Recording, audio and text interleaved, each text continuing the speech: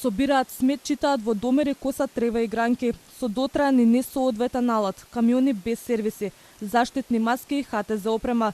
Ова е најмалку да се долови вистинската слика во која се наоѓаат дел од јавните предпријатија. Од истите причини голем дел од вработените одлучиле да си дадат отказ. Со овие тврдења излегува денеска од синдикатот Суткос, кој ги представува вработените во комуналните предпријатија. Токму оние вработени фирми кои се најдоа на удар на јавноста изминатиот период, со проблемите со собирањето на сметот, пожарите кои избувнаа на општинските депонии и целокупното снабдување со вода во летниот период. Во ЈП Водовод и канализација Скопје во изминатите 2,5 години предпријатието по разни основи го напуштија некаде околу 280 вработени. И за жал морам да потенцирам дека поголемиот дел од нив, значи покрај оние кои што ги исполнуваат условите за редовно пензионирање, го напуштија предпријатието поради ниските плати.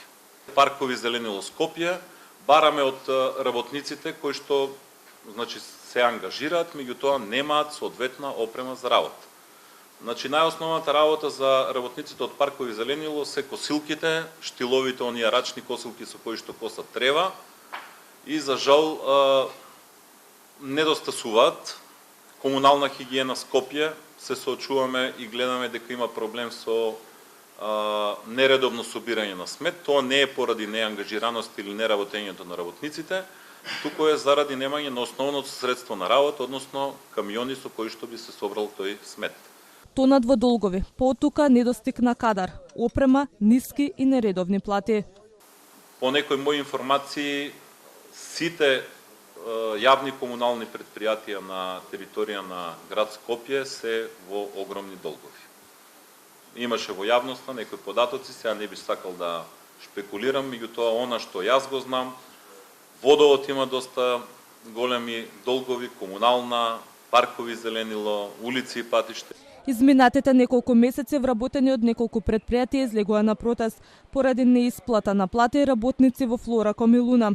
Фирми керки на Паркови Зеленило го изразија своето незадоволство блокирајќи и Линденска. Од синдикатот вела дека проблем имале и јавните предпријатија Комуналец Крива Паланка, Солидарност Виница, Брегалница Делчева и јавното предпријатие за просторни урбанистички планови Прилеп. Овие вработени се соочувале со ниски плати и нередовна исплата, неисплаќање на регрес за годишен одмор, немање на работна и здравствена опрема и слично.